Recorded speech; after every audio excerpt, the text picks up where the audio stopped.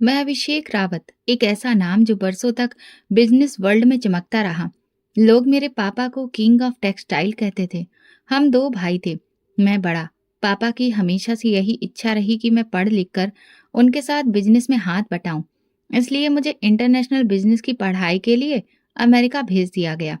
उनके सपने बड़े थे और शायद उनके सपनों से ज्यादा मुझ पर भरोसा।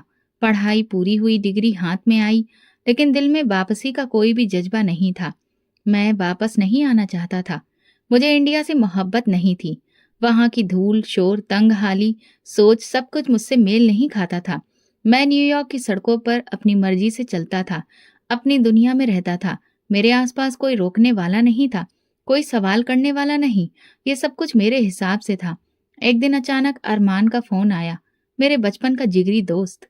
उसकी आवाज में खुशी छुपी हुई थी। भाई, मेरी शादी की डेट फिक्स हो गई है। 15 को मेहंदी है और बारात 17 को। तू नहीं आया तो मैं नाराज हो जाऊंगा।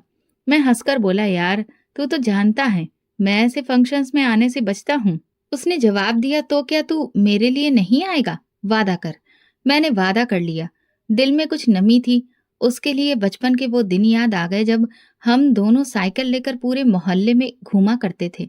दूसरी तरफ पापा की तबीयत बिगड़ती जा रही थी। फोन पर माँ की आवाज सुनकर दिल हिल जाता। बेटा, तुम्हारे पापा बार बार तुम्हें याद कर रहे हैं। बिजनेस अब अकेले तुम्हारे भाई के बस का काम नहीं रहा। पापा से फोन पर बात हुई। उन्होंने बस इतना कहा, वापस आ जाओ अभिषेक, अब वक्त है कि तुम हमारी उम्मीदों का सहारा बनो। उनकी ये लाइन मेरे दिल में तीर की तरह लगी। मैं जानता था कि वो बीमार हैं और मेरा बार बार इनकार करना शायद उन्हें तोड़ देगा। मैं वापस आ गया। दिल्ली एयरपोर्ट पर कदम रखा तो एक अजीब सी हलचल, मिट्टी की, धुएं की, जिंदगी की। माँ, भाई, चाचा सब एयरपोर्ट पर थे। माँ की आंखों में आंसू थे, भाई की आंखों में शिकायत और चाचा के चेहरे पर वही पुरानी मुस्कान। सब मुझे लेकर सीधे घर आ गए। माँ ने गले लगाकर कहा, बस अब तू आ गया है, सब ठीक हो जाएगा। मैं खामोश रहा। मेरे लिए ये वापसी बस एक मजबूरी थी। 2 दिन गुजरे, घर में हर वक्त शादी की बातें हो रही थी। बुआ, मौसी, मामा सबने एक ही राय दी, अभिषेक अब तुम भी शादी कर लो, तुम्हारी उम्र हो गई है। मैं बस मुस्कुराकर रह जाता। दिल में कहता, मुझे शादी नहीं करनी। कभी किसी लड़की को देखकर वो कशिश महसूस ही नहीं हुई जो बाकी सबको होती है। शायद इसलिए कि मेरे इरादे कुछ और ही हैं। मेरे जैसे इंसान को कोई खास चाहिए, और खास यहाँ कहाँ। मेहंदी में 2 दिन बाकी थे। अरमान ने खास तौर पर कहा था कि मेहंदी में जरूर आना। मैंने कहा, ठीक है भाई, जरूर आऊंगा। उन 2 दिनों में घरवालों ने मुझे सिखाया कि मेहमानों से कैसे पेश आना है। बिजनेस की फाइलें दिखाई और पापा ने तो यहाँ तक कह दिया कि अब तुम्हें कंपनी के बोर्ड में बैठना है। मैंने सब कुछ सुना, सिर हिलाया, लेकिन दिल अभी तक न्यूयॉर्क के उस स्टेडियम को ढूंढ रहा था। मेहंदी का दिन आया। दिन भर काम में रौनक रही। अरमान के फोन पर फोन आते रहे, आ रहे हो ना, लेट मत हो जाना। शाम होते ही मैं ड्रेसिंग रूम में गया और अपना फेवरेट कुर्ता निकाला, ब्रांडेड सफेद, जिस पर हल्का सा गोल्डन काम था। माँ ने दरवाजे से झांक कर कहा, कितना खूबसूरत लग रहा है मेरा बेटा।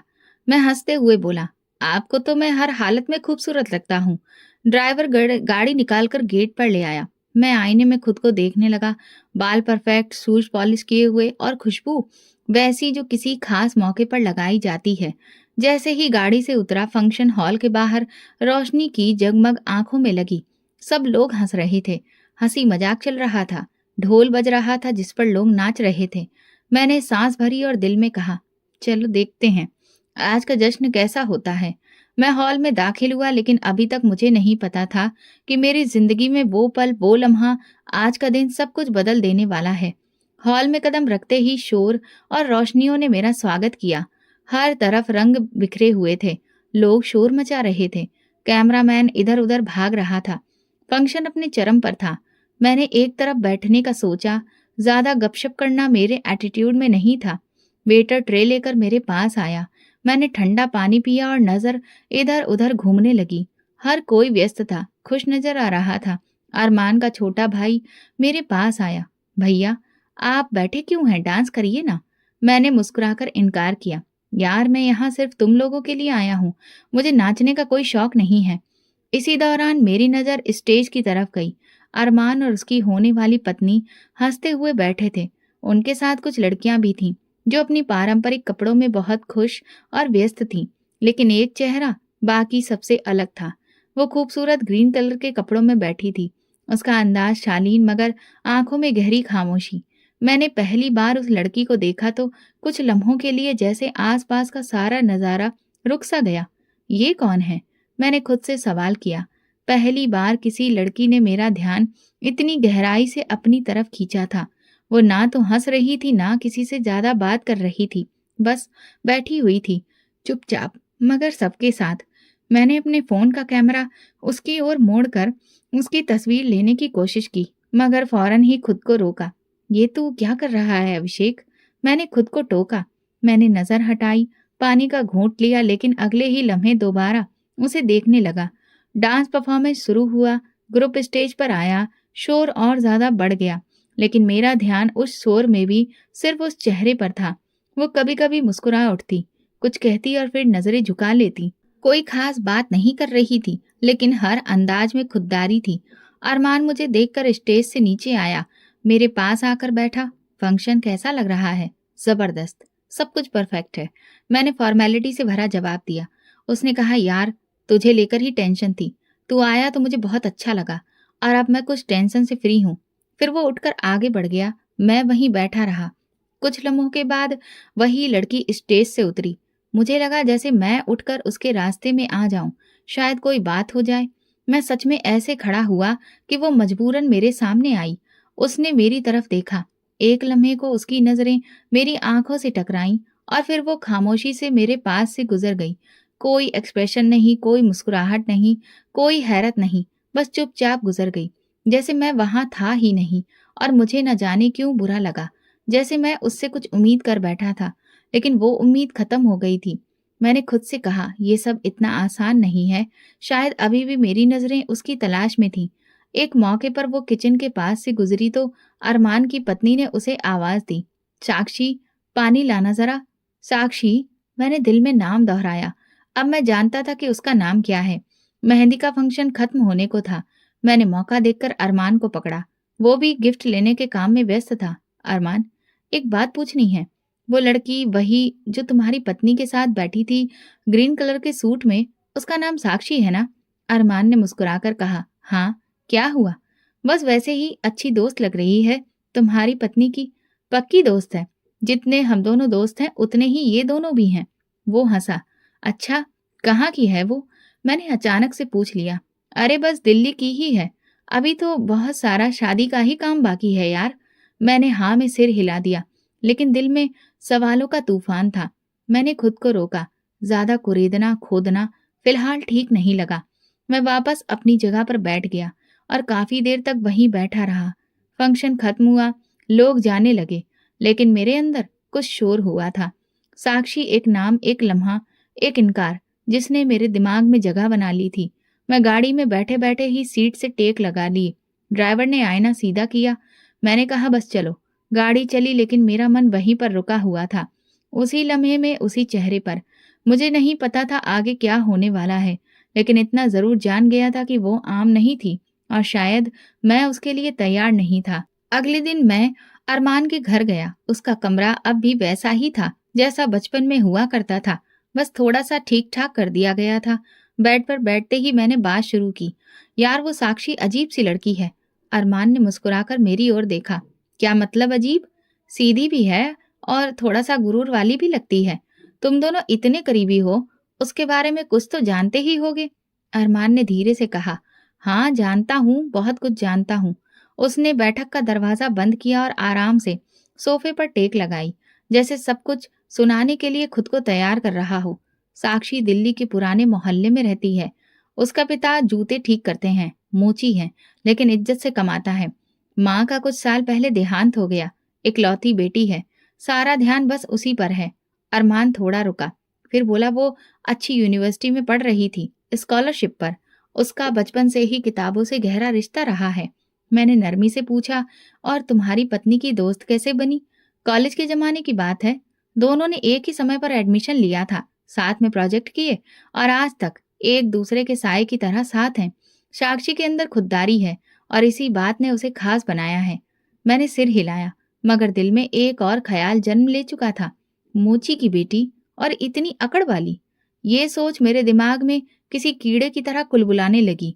वापसी पर मैंने ड्राइवर को इशारा किया, मुझे एक पता मालूम करना है। मैंने एक खास आदमी के जरिए साक्षी का पता निकलवा लिया। सब कुछ मेरे पास आ चुका था, मोहल्ला, गली, घर का नंबर, सब कुछ। अगली सुबह मैंने ड्राइवर से कहा, गाड़ी निकालो। वो बिना पूछे चल पड़ा।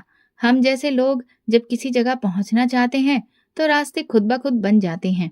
वो सीधा एक तंग सी गली में गाड़ी लेकर गया और वहां रुक गया। चारों तरफ छोटे छोटे मकान, धूप में सेकते हुए लोग, छतों पर कपड़े फैले हुए थे। मैं गाड़ी से उतरा और एक खास दरवाजे पर जाकर दस्तक दी। काफी देर बाद दरवाजा खुला। सामने वही चेहरा, हैरत, उलझन और एक लम्हे के लिए खामोशी। आप?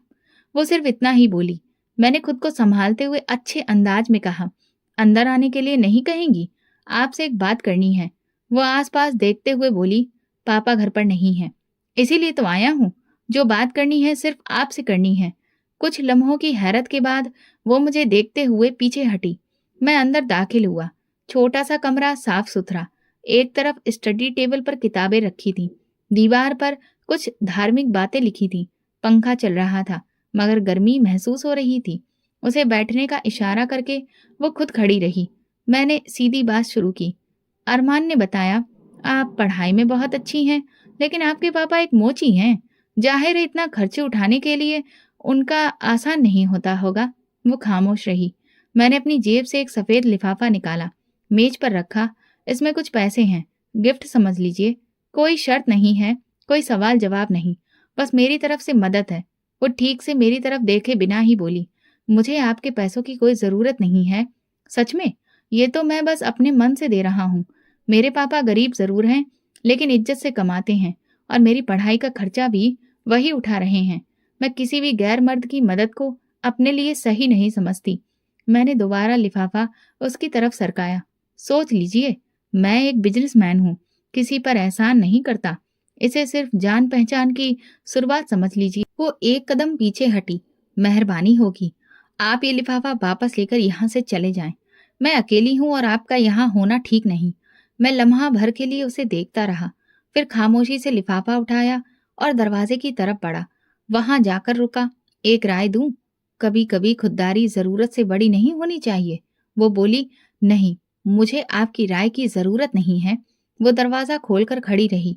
मैं बाहर निकला, दरवाजा बंद हो गया। गाड़ी में बैठते ही मैंने शीशा ऊपर कर दिया। दरवाजे बंद हुए, लेकिन दिमाग के दरवाजे खुल गए। साक्षी के शब्द बार बार गूंज रहे थे। उसके इनकार ने मेरे अंदर वो सब कुछ छीन लिया था जो शायद बचपन से मेरे साथ था, हर किसी पर पूरी तरह से कंट्रोल करना। मैंने बिजनेस डील्स में बड़े बड़े फैसले किए थे। हर बार जीत सिर्फ मेरी होती थी, लेकिन आज एक तंग गली में रहने वाली लड़की ने मेरी हैसियत पर सवाल खड़ा कर दिया था। अगले दिन ऑफिस नहीं गया, बस एक कमरे में बैठकर बार बार वो मंजर सोचता रहा। तो वो समझती है कि मेरी कोई हैसियत नहीं, या ये सब उसका कोई नाटक है। मैंने अपने खास आदमी संजय को बुलाया। पता करो उसका रूटीन क्या है, कब कहाँ जाती है, उसके पापा कहाँ काम करते हैं, कब लौटते हैं। संजय ने सिर हिलाया। कल तक सारी रिपोर्ट आपके हाथ में होगी सर। अगले दिन जैसे ही संजय ऑफिस में दाखिल हुआ, मैंने घड़ी देखी। ठीक 10 बजे, मतलब पापा कहीं न कहीं काम पर होंगे। संजय ने बताया, उसके पिता बड़े चौक पर सड़क के किनारे काम करते हैं। उनके पास रोज पुराने ग्राहक आते हैं, छतरी लगाकर जूतों की मरम्मत करते हैं। ज्यादातर समय वहीं रहते हैं। मैंने कहा, एक काम करो, गाड़ी तैयार रखो, शाम को बड़े चौक जाना है। शाम 4:30 बजे मैं गाड़ी में बैठा संजय के साथ। मैंने काले शीशे लगवा रखे थे ताकि पहचान ना हो सके। वहां वही नजारा था जैसा मुझे बताया गया था। एक ठीक ठाक उम्र का इंसान झुककर काम कर रहा था। चेहरे पर मेहनत का रंग था, मगर अकेलापन और खामोशी भी। मैंने खुद को कुछ पल रोका, लेकिन फिर एक अजीब ख्याल आया। अगर ये इंसान कुछ दिन काम ना कर सके तो साक्षी मजबूर हो जाएगी। मैंने ड्राइवर से कहा, गाड़ी धीमी करो, जब वो सड़क पर आए हॉर्न दो। कुछ पल बाद वो वाकई उठा, शायद किसी ग्राहक से बात करने। जैसे ही वो सड़क के किनारे आया, ड्राइवर ने हल्का धक्का दिया। वो घबराकर पीछे हटा और अगले ही पल मेरी गाड़ी का बायां किनारा उसकी टांग से टकरा गया। धक्का हल्का सा था, मगर असर गहरा। लोग दौड़े, शोर मच गया। मैं तुरंत पीछे की सीट पर झुक गया। संजय ने हालात संभाल लिए। बस हल्की चोट है, फिक्र मत कीजिए, अस्पताल ले जा रहे हैं। हमने पास के अस्पताल में उन्हें भर्ती करवा दिया। मैं मौके से गायब हो गया, लेकिन संजय वहीं रहा। डॉक्टर को हिदायत दे दी गई थी कि किसी भी तरह की कमी नहीं होनी चाहिए। पैसों की कोई परवाह नहीं, सारे खर्चे मैं उठाऊंगा। इस बात से मैंने खुद को मसीहा बना लिया था, एक हमदर्द, एक मददगार। रात को संजय ने रिपोर्ट दी। सर, साक्षी अस्पताल आई थी, रो रही थी, परेशान थी। हमने बताया कि कोई खास आदमी उनके पापा का इलाज करवा रहा है। वो बार बार पूछती रही कि वो कौन है। मैंने कहा ठीक है, अगली बार पूछे तो बताना। अभिषेक रावत। 2 दिन बाद मैं खुद अस्पताल पहुंचा। सफेद कमीज और ब्लू जीन्स पहने, धूप का चश्मा लगाए, हाथ में फूलों का गुलदस्ता। रिसेप्शन में मैंने साक्षी के पापा का रूम नंबर पूछा। नर्स ने बताया कमरा नंबर 6, लेकिन अभी वहां उनकी बेटी है, इसलिए आप वहां जा सकते हैं। मैं धीरे से कमरे की तरफ गया। दरवाजा थोड़ा खुला हुआ था। साक्षी अंदर कुर्सी पर बैठी थी और उसके पापा बेहोशी में लेटे हुए थे। मैंने दरवाजे पर दस्तक दी। उसने पलट कर देखा। आप? मैं मुस्कुराकर अंदर आया। बस हालचाल लेने आया था। सुना था आपके पापा जख्मी हो गए हैं। मुझे बहुत अफसोस है। वो सीधी खड़ी हो गई। आप यहाँ क्यों आए हैं? जो कुछ हुआ इत्तेफाक था, लेकिन मैंने सोचा कि किसी तरीके से आपकी मदद कर सकूं, तो क्यों ना करूं। वो पलटकर खुद को देखने लगी। आपने ही इलाज के सारे पैसे दिए? जी। क्योंकि मुझे लगा कि आपको इस वक्त किसी का साथ चाहिए। वो लम्हा भर को चुप रही, फिर बोली, क्या आपको हर चीज में अधिकार चाहिए? नहीं, मैं तो सिर्फ मदद करना चाहता हूँ। मदद वो होती है जो वक्त पर खामोशी से दी जाए। एहसान जताने की जरूरत नहीं होती। मैंने गुलदस्ता उसकी तरफ बढ़ाया, लेकिन उसने नहीं लिया। ये भी रख लीजिए, और शायद अगली बार आपकी यहाँ आने की जरूरत ना पड़े। मैंने नरमी से कहा, आप मुझे हमेशा एक ही नजर से क्यों देखती हैं? उसका जवाब ठंडा था, क्योंकि आप हमेशा एक ही अंदाज से आते हैं। मैं खामोशी से पलट गया, दरवाजा बंद किया और दिल में सोचता रहा, ये लड़की है या आईना? मेरी हर हरकत को समझ जाती है। गाड़ी में बैठा तो संजय ने पूछा, कुछ हुआ सर? मैंने नजर झुकी रखी, नहीं, लेकिन कुछ होना अभी बाकी है। 3 दिन तक साक्षी की कोई खबर नहीं मिली। ना अस्पताल से कॉल आया, ना किसी और तरह की सूचना। मैं भी खामोशी ओढ़ ली। जानता था कि मजबूरी हर दरवाजा खटखटाती है। बस वक्त का इंतजार था। चौथे दिन दोपहर में फोन बजा। अनजान नंबर था। कॉल उठाई तो दूसरी तरफ वही आवाज थी, थकी हुई मगर साफ। मुझे आपसे एक बात करनी है। मैंने जानबूझकर लापरवाही से कहा। ऑर्डर करिए मैडम। मैं आपकी मदद नहीं लेना चाहती थी, लेकिन अब मैं मजबूर हूँ। डॉक्टर कह रहे हैं कि तुरंत ऑपरेशन करना है। रीढ़ की हड्डी में भी चोट है। मैं वक्त बर्बाद नहीं कर सकती। कितने पैसे चाहिए? 2 लाख से ऊपर। और कब तक चाहिए? आज शाम तक। एड्रेस वही है। ठीक है। मैंने फोन बंद किया। लम्हे भर को आंखें बंद की, जैसे कोई पुरानी जीत दोबारा से हासिल होने जा रही हो। शाम होते होते मैंने पैसे अरेंज कर अस्पताल भेज दिए, लेकिन ये काफी नहीं था।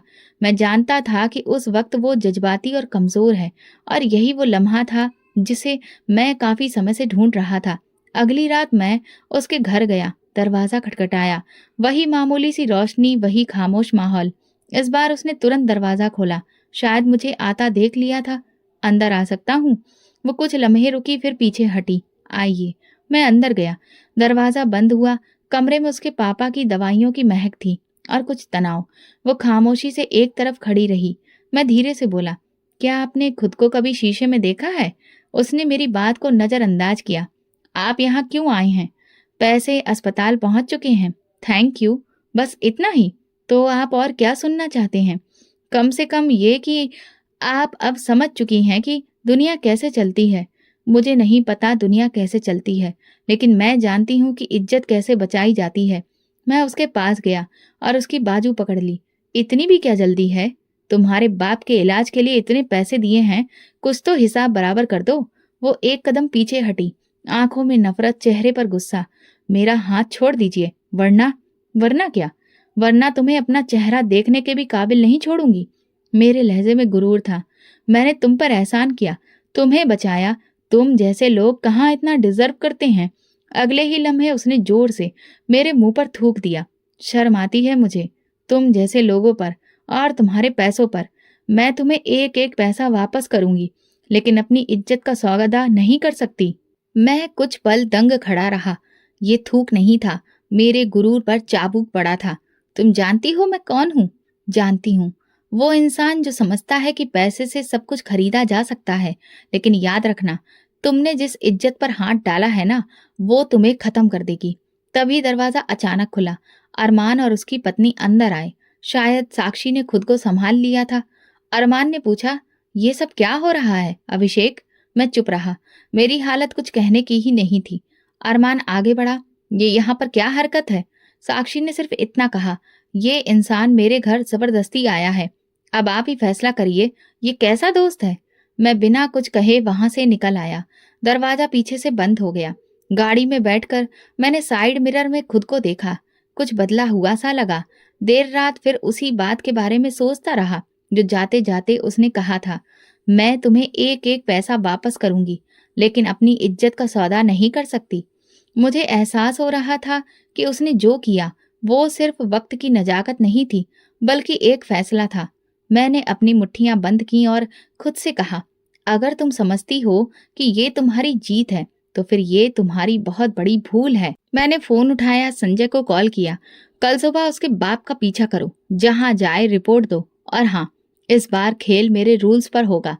फोन बंद किया और आखिरी बात मेरे होठों से निकली, मैं तुम्हें बर्बाद कर दूंगा। सुबह होते ही मैं गाड़ी में बैठा और सीधा साक्षी के घर की तरफ निकल पड़ा। कल रात जो कुछ हुआ वो मेरे लिए खुला चैलेंज था। मोहल्ले में दाखिल हुआ। कुछ लोग सड़क किनारे चाय पी रहे थे। उन्होंने गाड़ी को देखा, लेकिन पहचानने से इनकार कर रहे थे। मैं उतरकर सीधा उसी पुराने दरवाजे तक पहुंचा जो अब बंद था। वहां ताला लगा हुआ था। दरवाजे पर धूल जमी थी। पास की दीवार पर एक पुराना अखबार चिपका था। साफ था कि कई दिनों से कोई हलचल नहीं हुई। मैंने आसपास के घरों की बेल बजाना शुरू किया। एक बूढ़ी औरत बाहर आई। ये जो सामने मकान है, इसमें रहने वाले कहाँ गए? उसने ऊपर से नीचे तक मुझे देखा, फिर नजर चुराकर बोली, पता नहीं बेटा, वहां ताला है। कब गए, किसके साथ गए, हमें कुछ नहीं पता। हमारा उनसे कोई खास रिश्ता नहीं था। मैंने दूसरे घर की बेल बजाई। ये नौजवान निकला। साक्षी जो यहाँ रहती थी, उसके बारे में कुछ पता है? हमें कुछ नहीं पता, हम तो किराएदार हैं। मैंने इशारे से ड्राइवर को बुलाया। संजय, मोहल्ले वालों को कुछ पता तो होगा, पता करो। किसी को चाय पिलाओ, किसी को नोट पकड़ाओ। संजय अगले 1 घंटे तक लोगों से बात करता रहा, लेकिन नतीजा वही, किसी को कुछ नहीं पता। जैसे सबने कसम खाई हो खामोश रहने की। शाम तक हम वहीं रहे। मैं बार बार उस ताले को देखता रहा, जैसे वो दरवाजा मुझे ताना दे रहा हो। अगले दिन मैंने शहर के कुछ बड़े लोगों से बात की। एक रिटायर्ड डीएसपी से मिला। वो कहने लगे, अगर कोई जानबूझकर गायब हो तो उसे ढूंढना आसान नहीं होता, खासकर जब वो सवालों से बचना जानता हो। मैंने पीछा नहीं छोड़ा। दिल्ली के हर अस्पताल, पुरानी बस्ती, नर्सिंग होम, यूनिवर्सिटी, स्कूल, हर जगह पूछताछ की। साक्षी की तस्वीर, उसके पापा का नाम, हर जगह दिया, लेकिन जवाब एक ही मिला, नहीं, हम ऐसे किसी को नहीं जानते। महीने गुजरते गए। मैंने दिल्ली, लखनऊ, हर बड़े शहर में अपने लोग भेजे, बस एक सुराग, एक पता, कुछ भी, लेकिन कुछ हाथ नहीं आया। एक दिन मेरे खास आदमी ने कहा, सर, हो सकता है वो देश छोड़कर चली गई हो। मैंने सिर झटक दिया, नहीं, ये उसके बस की बात नहीं है, और वो इस तरह भागने वालों में से नहीं है। मेरा जुनून बढ़ता जा रहा था। मीटिंग्स में मेरा ध्यान नहीं रहता। बिजनेस पार्टनर सवाल करते तो मैं बस हाँ या ना में जवाब देता। सब कुछ जैसे रुक गया था। एक दिन मैंने एक प्राइवेट डिटेक्टिव हायर किया जो पूरी तरह प्रोफेशनल था और पूरे देश में उसका नेटवर्क फैला था। उसने 1 महीने तक काम किया, फाइलों का अंबार दिखाया, लेकिन कुछ भी हाथ नहीं आया। अभिषेक सर, लड़की ने अगर नया पहचान पत्र बनवा लिया हो, पता बदल लिया हो और किसी नई पहचान के साथ रह रही हो, तो फिर उसका सुराग सिर्फ किस्मत से ही मिलेगा। मैं कुछ नहीं बोला, बस फाइल बंद की और खामोशी से खड़ा रहा। 2 साल गुजर गए। हाँ, 2 साल। हर महीना उम्मीद लेकर आता और खाली हाथ चला जाता। मेरे चेहरे पर वो भरोसा नहीं रहा था। कभी खुद को आईने में देखा तो वो अभिषेक रावत नजर नहीं आता, जो कभी किसी को इनकार की इजाजत नहीं देता था। घर वाले बार बार कहते, अब छोड़ दो ये सब, शादी कर लो, आगे बढ़ो। मैं बस इतना कहता, मैं किसी से बदला लिए बगैर नहीं रह सकता। वो नहीं मिली तो सुकून कैसे मिलेगा? कभी कभार सपने में उसका चेहरा दिखता, वही गुरूर, वही आंखें, वही बातें, मुझे आपके पैसों की ज़रूरत नहीं। मोहल्ले के लोग, ऑफिस के एम्प्लॉय सब जान चुके थे कि अभिषेक का पहले वाला नहीं रहा, कुछ टूट चुका था। 2 साल बाद मैंने अपने सारे एजेंट को वापस बुला लिया, फाइलें बंद कर दी, रिपोर्ट जला दी। 2 साल हो चुके थे, लेकिन मेरे अंदर की आग ठंडी नहीं हुई थी। लोग समझते थे मैं भूल चुका हूँ, लेकिन मैं हर रोज उसे हर कोने में आंखों में लिए सोता और हर सुबह इस खालीपन से जागता। ऑफिस की कुर्सी पर बैठा रहता। घंटे गुजर जाते मगर कोई फाइल खोलने का दिल नहीं करता। बिजनेस अब पूरी तरह से मेरे छोटे भाई के कंट्रोल में जा चुका था। वो सुबह दफ्तर आता और शाम को वापस चला जाता। मैं बस मौजूद था, जैसे खाली। एक दिन नाश्ता करते हुए माँ ने बात छेड़ी, अभिषेक, एक रिश्ता आया है, बहुत अच्छे लोग हैं, इज्जतदार कारोबारी घराना है, लड़की पढ़ी लिखी है। मैंने मुंह में निवाला लिए बिना जवाब दिया। मन ही मन कहा शादी नहीं करना चाहता। पापा ने अखबार एक तरफ रखकर कहा, ये बात तुम पिछले 2 साल से कह रहे हो, वजह क्या है? बस दिल नहीं चाहता। ये जवाब नहीं है, तुम्हारी उम्र निकलती जा रही है। भाई से छोटे होकर वो पहले शादी कर लेगा तो लोग क्या कहेंगे? मैंने कहा, लोगों ने पहले भी क्या कहा है जो अब कहने से फर्क पड़ेगा? माँ चुप हो गई और पापा ने दोबारा अखबार उठा लिया। बात वहीं खत्म हो गई, लेकिन वो खामोशी मुझे भीतर तक गिराने लगी। उसी रात मैं छत पर जाकर देर तक बैठा रहा। वही पुरानी आस, वही अधूरा इंतकाम। मैंने खुद से कहा, अभिषेक रावत हार नहीं मानता। अगर वो सामने नहीं आई तो क्या हुआ? वक्त बदलता है और वक्त हर दरवाजा खोल देता है। अगले दिन मैंने संजय को बुलाया। एक बार फिर से तलाश शुरू करो। मीडिया, पुलिस, यूनिवर्सिटी, रिकॉर्ड, जो मुमकिन है करो। संजय ने धीरे से कहा, साहब, हमने सब कुछ आजमा लिया है, कुछ भी नहीं बचा। तुमने कोशिश छोड़ी, मैंने अभी नहीं छोड़ी। उसने झुककर कहा, ठीक है, एक बार फिर कोशिश करते हैं। मैंने बिजनेस पर कम ध्यान देना शुरू कर दिया। ऑफिस का स्टाफ जान चुका था कि मैं दोबारा इस पुरानी लहर में डूब चुका हूँ। कुछ लोग मुझसे हमदर्दी करते थे, कुछ परेशान हो चुके थे। शाम को जब मैं घर आता, माँ वही पुराना सवाल लेकर आ जाती, अब तो वक्त आ गया है, अब तो कर लो शादी। मैं बस एक ही जवाब देता, माँ, मैं किसी औरत को इज्जत दे ही नहीं सकता। फिर एक दिन छोटा भाई मेरे कमरे में आया, हाथ में चाय का कप था। भैया, सब लोग आपके व्यवहार से परेशान हैं। 2 साल हो गए, जिंदगी नहीं रुकी, तो आप क्यों रुक गए हो? क्योंकि मेरा हिसाब बाकी है, किसी से जिसने मुझे मेरे वजूद से हिला दिया। वो चुपचाप चाय का कप मेज पर रखकर बाहर निकल गया। शायद वो भी समझ चुका था कि अब बहस का कोई मतलब नहीं। उन्हीं दिनों मैंने खुद को लोगों से बिल्कुल काट लिया। सोशल मीडिया डिलीट, दोस्तों से बात खत्म, सिर्फ पुराने नोट्स, साक्षी की तस्वीर और वो शब्द जिन्हें मैं कभी निकाल नहीं पाया। एक दिन ऑफिस में बैठा था, अकाउंट्स टीम का हेड आया। सर, ऑफिस ऑडिटर की टीम अगले हफ्ते आ रही है। मैंने कहा, उन्हें मेरे छोटे भाई के साथ जो भी शेयर करना है कर लें। सर, कुछ रिकॉर्ड्स आपके साइन के बिना पूरे नहीं होंगे। मैंने फाइल उठाई, साइन किया और वापस देते हुए कहा, बाकी काम छोटे के साथ ही तय करो। उसी दिन शाम को संजय वापस आया, हाथ में कुछ कागज थे। सर, कुछ जानकारी मिली है। एक औरत है जिसकी पहचान अभी ठीक से नहीं हुई, लेकिन यूपीएससी की टॉप लिस्ट में शामिल हुई थी 2 साल पहले। एड्रेस तो थोड़ा पता चला है, लेकिन तस्वीर अभी तक नहीं मिली। नाम क्या है? साक्षी। मैं कुर्सी से सीधा होकर बैठ गया। पूरी तसल्ली कर लो, अगर वही है तो मुझे जल्दी खबर दो। उसी पल मेरे शरीर में एक बार फिर बिजली दौड़ गई, जैसे खाली वजूद में कुछ पलटा हो। रात को देर तक नींद नहीं आई। वो नाम, वो पहचान, अब अगर वो सामने आए तो मैं उसे बता दूंगा अभिषेक रावत को इनकार करने की कीमत क्या होती है। अगले दिन दोपहर के समय ऑफिस में बैठा था, कुछ रिपोर्ट्स देख रहा था जब सिक्योरिटी गार्ड भागता हुआ अंदर आया। साहब, पुलिस की गाड़ी आई है बाहर। मैं चौंक कर उठ गया। पुलिस? क्यों? वही तो हम भी पूछ रहे हैं, अंदर आना चाह रहे हैं। मैं कुर्सी से उठा और बाहर निकलने ही वाला था कि रिसेप्शन से कॉल आई। सर, एक लेडी ऑफिसर आई है, उनके साथ में 3 सिपाही हैं और वो कह रही हैं कि आपसे तुरंत बात करनी है। नाम बताया? जी सर, साक्षी। मेरी आंखें कुछ लम्हों के लिए जम गईं। दरवाज़ा खुला, मैं अपने आप बाहर की तरफ बढ़ गया। ऑफिस के रास्ते में सिपाहियों के जूतों की ठक ठक आवाज़ गूंज रही थी। सब लोग एक तरफ हो चुके थे। कुछ नज़रों में हैरानी थी, कुछ में डर, लेकिन मैं खुद शॉक्ड हो रहा था। सामने वही चेहरा जो बरसों पहले मेरी आंखों में चिपक गया था। वही चेहरा पूरे अधिकार और कॉन्फिडेंस के साथ मेरे सामने खड़ा था। सिर पर असिस्टेंट कमिश्नर की टोपी, हाथ में गिरफ्तारी के ऑर्डर और आंखों में वही पुरानी शिद्दत। अभिषेक रावत, मैं असिस्टेंट कमिश्नर साक्षी आपके खिलाफ करप्शन, टैक्स चोरी और पब्लिक फंड्स में घपला करने के इल्जाम के तहत गिरफ्तारी के ऑर्डर लेकर आई हूँ। मैं हंसकर बोला, तुम तो मेरे ऑफिस में हो और मुझे ही गिरफ्तार करोगी? जी हाँ, कानून के तहत मेरे पास पूरा अधिकार है और आपके खिलाफ सबूत भी। मैंने हाथ पीछे बांधते हुए हंसी छुपाई। तो तुमने पूरे 2 साल तक ये मंसूबा बनाया? 2 साल मैंने मेहनत की, मुकाबला किया और वो मुकाम हासिल किया जिसके बाद तुम जैसे लोगों को कानून के नीचे लाया जा सके। मेरे आसपास सिपाही डेरा जमा चुके थे। मैं जानता था कि अब बहस करना बेकार है। मैं चुपचाप आगे बढ़ा और कहा, चलो देखते हैं तुम्हारा ये खेल कहाँ तक जाता है। पुलिस की गाड़ी में बैठते हुए मैंने शीशे बाहर देखा। मेरे स्टाफ के लोग सर झुकाकर खड़े थे। कुछ चेहरों पर नरमी थी, कुछ सुकून में। शायद सबको यकीन हो चुका था कि मैं वैसा अभिषेक रावत नहीं रहा।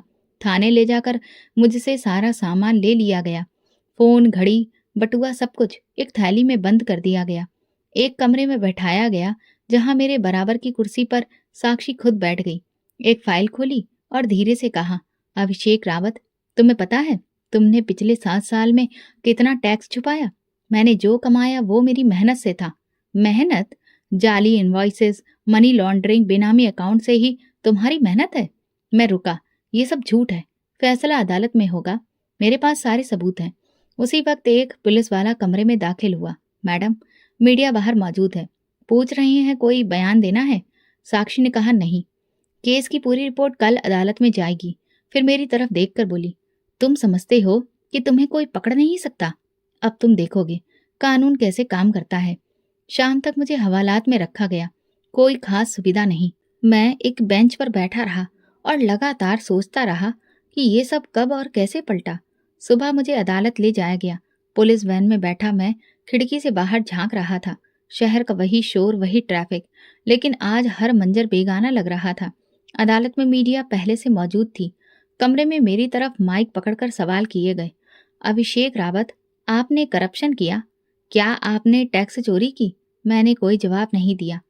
अदालत के अंदर जब मैंने अपने वकील को देखा तो वो तुरंत मेरे पास आया। सर, केस मजबूत है, हमें जमानत लेनी पड़ेगी वरना लंबी कार्रवाई में फंस सकते हैं। जज के सामने पेश किया गया। दूसरी तरफ से साक्षी खुद खड़ी थी। उसने पूरी फाइल, सबूत और गवाहों की लिस्ट पेश की। अदालत के सामने कंप्लीट रिपोर्ट है कि मुलजिम ने कारोबार में जाली दस्तावेज से फायदा उठाया, टैक्स नहीं दिया और गैर कानूनी तरीके से पैसे जमा किए। जज ने सुना, फाइल देखी और फैसला दिया।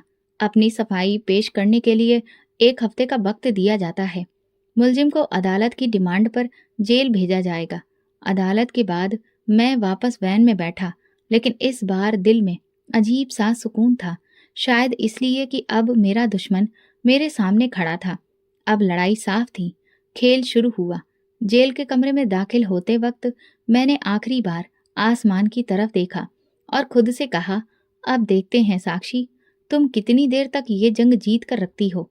1 हफ्ता बीता। अदालत के रास्ते में शोर ज्यादा था। मीडिया कैमरा के साथ हर कोई फुटेज ले रहा था और मैं हथकड़ियां पहने एक मुलजिम की तरह गार्ड्स के बीच में खड़ा था। अदालत के कमरों के दरवाजे खुले। मुझे अंदर ले जाया गया। जज अपनी जगह पर मौजूद था। साक्षी हमेशा की तरह पूरी तैयारी के साथ। मेरे वकील ने कान में कहा, आज कुछ गवाह पेश होने वाले हैं। अगर हमारी तरफ से कुछ नरमी नहीं दिखाई गई तो अदालत अपना फैसला सुना सकती है। मैंने कहा, सच आना चाहिए, चाहे किसी भी तरफ से आए। अदालत की कार्रवाई शुरू हुई। साक्षी ने फाइल खोली। आज मैं 2 गवाह पेश करूंगी जो मुलजिम के केस के दृष्टिकोण से अहम गवाह हैं। जज ने इजाजत दी। अदालत के कमरे में पहला आदमी दाखिल हुआ।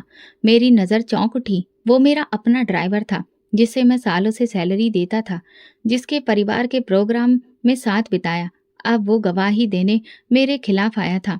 गीता की कसम खाइए कि आप सच बोलेंगे। जी बिल्कुल। साक्षी ने पहला सवाल किया, क्या आप अभिषेक रावत के पर्सनल ड्राइवर थे? जी, कई साल उनके साथ रहा। क्या आप उस दिन मौजूद थे जब साक्षी के पिता पर गाड़ी से टक्कर मारी गई थी? जी, मैं ही गाड़ी चला रहा था और अभिषेक साहब ने जानबूझकर टक्कर मारने को कहा था। अदालत में बातें होने लगी। मैंने नजरें नीचे रख लीं। वकील को सवाल जवाब की इजाजत मिली, मगर जवाब वही था, बदलने वाला नहीं था। और इस बार मेरी सांसें थम गईं। वो मेरा सगा भाई था, समीर। वो जिसके लिए मैंने हमेशा अपने बाद वाली जगह संभाली, जिसके बचपन की हर जीत पूरी की। अब वो मेरे खिलाफ खड़ा था। समीर रावत, आप मुलजिम के भाई हैं? जी, सगा भाई हूँ। क्या आपको अपने भाई के कारोबार में पैसों के लेन देन में कभी कुछ शक हुआ? जी हाँ, मेरे सामने फेक इनवॉइसेस पर साइन होते थे। मैंने बीच में रोका, लेकिन उसने मेरी बात को अहमियत नहीं दी।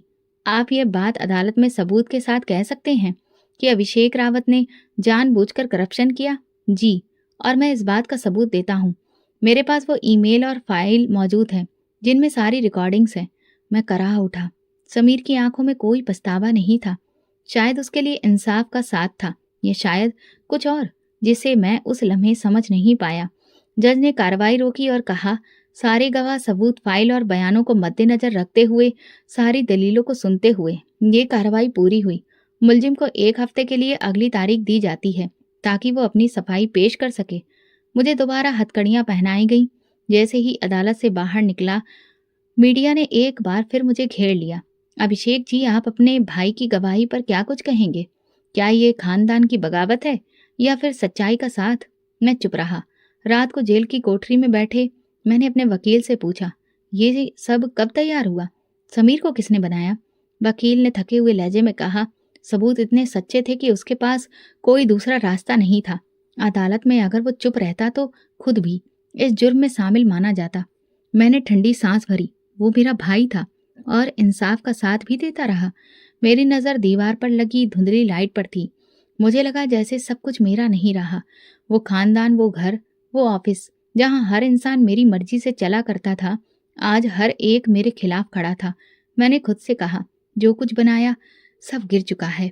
1 हफ्ता बीत चुका था। अब अदालत में आखिरी दिन था। फैसला सुनाया जाना था। साक्षी जज के बाईं तरफ खड़ी थी, अपनी यूनिफॉर्म में फाइल के साथ। मेरा वकील मेरे पहलू में बैठा था, मगर इस बार वो भी समझ चुका था कि बचाव की कोई गुंजाइश नहीं रही। जज ने फाइल बांधी, चश्मा उतारा और ठहरे हुए लहजे में कहा, अभिषेक रावत, सारे सबूत, दस्तावेज, गवाहों और बयानों पर अदालत ने रोशनी डाली है और अब हम इस नतीजे पर पहुंचे हैं कि आपके खिलाफ संगीन जुर्म साबित हो चुका है। अदालत आपको 6 साल कैद और 2 लाख रुपए जमानत की सजा सुनाती है। अदालत में गहरी खामोशी छा गई। मैंने कुछ भी नहीं कहा, ना कोई अपील की, बस सर झुका लिया। शायद इसलिए कि अब लड़ने के लिए कुछ बचा ही नहीं था। वापस हथकड़ी पहनी गई। अदालत के बाहर आज मीडिया की भीड़ कम थी। शायद लोग मेरे अंजाम को समझ चुके थे। पुलिस वैन में बैठते वक्त मैंने आखिरी बार साक्षी को देखा। वो अभी भी अपनी जगह पर खड़ी थी, निगाहों में वही सख्ती, मगर अब नफरत नहीं, बस एक बेरंग सा सुकून था। जेल में वापसी का सफर खामोश था। वैन के अंदर सिर्फ 2 लोग थे, मैं और एक सिपाही। वो बार बार मुझे देखता रहा, जैसे सोच रहा हो, यही है वो अभिषेक रावत जिसकी चर्चा सुनी थी। कोठरी वही पुरानी थी, वही दीवारें, वही छत, वही रोशनी की टूटी किरण। लेकिन आज का दिन कुछ अलग था। आज मेरे खिलाफ फैसला हुआ था, मगर दिल में अजीब सा हल्कापन था, जैसे जो अंदर बरसों से जल रहा था वो बुझने लगा हो। देर रात नींद नहीं आई। मैं बैठा रहा और दीवार पर छाया देखता रहा। फिर सब कुछ याद आने लगा। वो पहला लम्हा जब मैं साक्षी से मिला, वो लिफाफा, वो इनकार, वो थप्पड़ और फिर गिरफ्तारी। हर सीन जैसे कोई पुरानी फिल्म का रोल जो बार बार रिप्ले हो रहा था। अगले दिन जेल का रूटीन शुरू हुआ। कैदियों की लाइन, गिनती, खाने का वक्त, हर लम्हा मुझे बताता कि मैं वो इंसान नहीं रहा जो अपने ऑर्डर से दुनिया बदल देता था। कई दिन गुजर गए। मैंने बाहर का अखबार पढ़ना छोड़ दिया। कोई आने वाला नहीं था। फैमिली से मुलाकात का वक्त आया तो सिर्फ पापा आए। वे खामोशी से मेरे सामने बैठे, काफी देर तक कुछ बोले नहीं। आखिरकार उन्होंने कहा, तुमसे ये उम्मीद नहीं थी, लेकिन शायद यही तुम्हारी परवरिश का अंजाम है। मैंने धीरे से कहा, पापा, जो कुछ हुआ वो मेरी वजह से हुआ।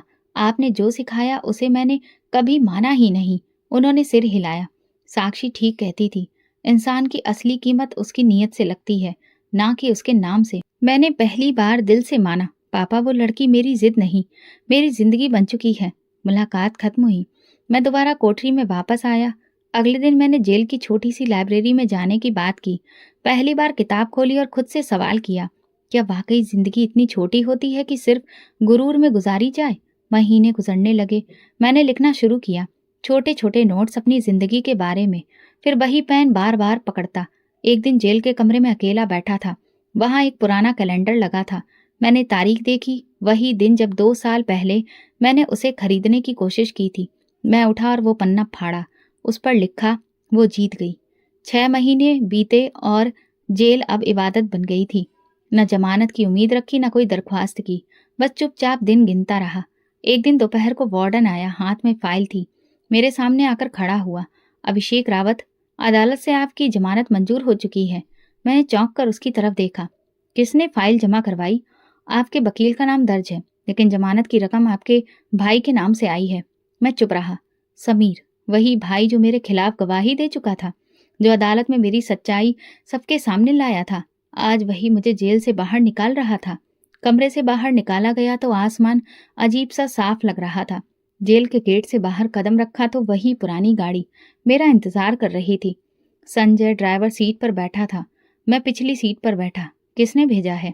छोटे साहब ने, और कहा है कि आज रात शादी है और आपको जरूर आना है। मैंने खिड़की से बाहर देखा। शादी? उसने कुछ बताया नहीं? नहीं सर, लेकिन शादी के दिन ही जमानत, जैसे पहले से ही सब तय था। घर पहुंचते ही सीधा अपने कमरे में गया। सब बदला हुआ लग रहा था। अलमारी खोली, कपड़े वैसे ही रखे थे। एक ब्लैक कलर का सूट, सफेद शर्ट और टाई, सब एक बैग में। पर्ची पर लिखा था, ये पहन कर आना। आज तुम्हें मेहमान नहीं, भाई की हैसियत से आना है। समीर शाम को तैयार होकर निकला। गाड़ी पहले से इंतजार में थी। हॉल में दाखिल हुआ तो रोशनियों की चमक में हर चेहरा जगमगा रहा था। मैं आगे बढ़ रहा था, लेकिन मन भारी था। अरमान मिला, कहने लगा, अरे जेल की हवा ने तो तुम्हें और गंभीर कर दिया है। मैंने हंसकर कहा, कभी कभी बंद जगह सोच को खोल देती है। समीर बहुत खुश था। मैंने इधर उधर देखा, लेकिन दुल्हन का चेहरा अब तक छुपा था। शादी की तैयारियां हो चुकी थीं। पंडित जी आ गए थे और रस्में शुरू हुई। फिर आखिर वो पल आया जब दुल्हन को स्टेज पर लाया गया। चेहरे पर घूंघट था। सब लोग तालियों से स्वागत कर रहे थे। दुल्हन ने जब अपना घूंघट उठाया तो मेरे कदम वहीं जम गए। वही चेहरा, वही आंखें, वही साक्षी। मेरे दिल की धड़कन एक लम्हे को रुक गई। वो नजर भरकर मुझे देख रही थी, लेकिन इस बार उसकी आंखों में हार नहीं थी, ना ही गुस्सा, बल्कि सुकून था। अरमान मेरे पास आया। क्या बात है, पत्थर क्यों बन गए? मैंने कहा, ये साक्षी है। तो अब पता चला? तुम्हारे भाई ने तुम्हें कुछ बताया नहीं? कुछ भी नहीं। अरमान ने कंधे पर हाथ रखा। शायद उसने तुम्हें बताना जरूरी नहीं समझा। रस्में खत्म हुई। लोग खाने में व्यस्त हो गए। मैं एक तरफ खड़ा रहा। समीर मेरे पास आया। कैसा लगा सरप्राइज? तुमने बताया क्यों नहीं? क्योंकि तुम अब वो इंसान नहीं रहे जो हर सच्चाई सुनने के काबिल थे। मैंने तुम्हें सच अदालत में दिखाया। आज हकीकत दिखा रहा हूँ। तुम जानते थे वो कौन है, फिर भी मैं जानता था वो क्या है। तुम्हें सिर्फ वही नजर आया जो तुम देखना चाहते थे, और तुमने उसे सहारा दिया। हाँ, क्योंकि वो टूटने के बाद भी अपने उसूलों पर कायम रही। वो इज्जतदार थी, मैंने उसे इज्जत दी। मैं चुप रहा। अब कोई दलील मेरे पास नहीं थी। साक्षी अब मेरी भाभी थी, मेरे अपने ही घर में, मेरे सामने, और फिर भी मुझसे कहीं ज्यादा ऊंचाई पर। रात को जब घर वापस आया, हॉल में पापा बैठे थे। उन्होंने मुझे बुलाया, बैठो। मैं बैठ गया। तुम्हें आज सब कुछ समझ आ गया होगा।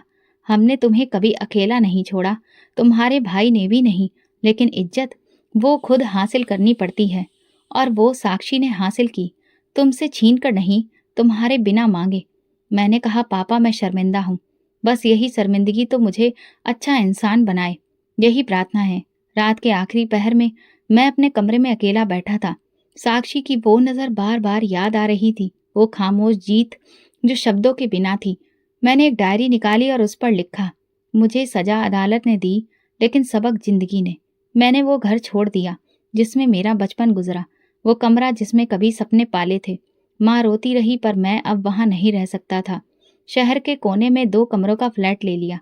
ना कोई नौकर, ना कोई ड्राइवर। सुबह की चाय खुद बनाता, रात को बिस्तर खुद बिछाता। उन दिनों में बहुत कुछ सीख रहा था। खामोशी से जीने का हुनर, खुद से बात करने की आदत, और अतीत से नजर चुराने का सलीका। अक्सर रात को नींद नहीं आती तो छत पर चला जाता। वही आसमान, वही सितारे, लेकिन अब वो रोशनी नहीं दिखाई देती जो कभी नजरों में होती थी। अब सब धुंधला अधूरा लगता। कभी कभी पापा का या समीर का फोन आता। वे अभी भी चाहते हैं कि मैं वापस आ जाऊं, सब कुछ पहले जैसा हो जाए।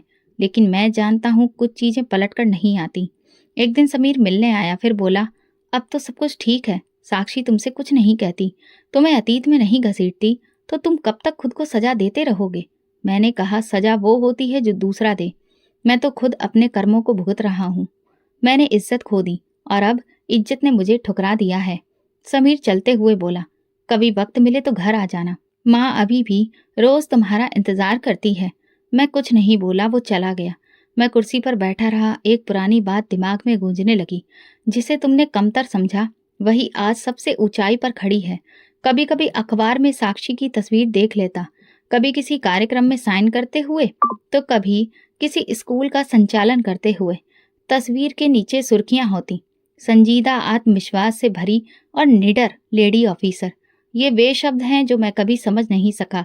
अब मैंने लिखना शुरू किया अपनी जिंदगी, अपने फैसले, अपनी गलतियों पर। शायद कभी किसी और के लिए सबक बन सके। सच्चाई हमेशा साधारण होती है, बस उसे स्वीकार करना मुश्किल होता है। एक दिन दफ्तर की पुरानी डायरी निकाली। उसमें वो तारीख लिखी थी जब मैंने पहली बार साक्षी से मिलने की कोशिश की थी, उसे पाने के लिए। मैंने उस पर लिखा, ये दुनिया का इंसाफ है, जो दूसरों की इज्जत से खेलता है वो आखिरकार खुद तमाशा बन जाता है। तो दोस्तों, अगर आपको हमारी कहानी पसंद आई हो तो कमेंट करके ज़रूर बताएं। वीडियो को लाइक करें और ज़्यादा से ज़्यादा शेयर करें।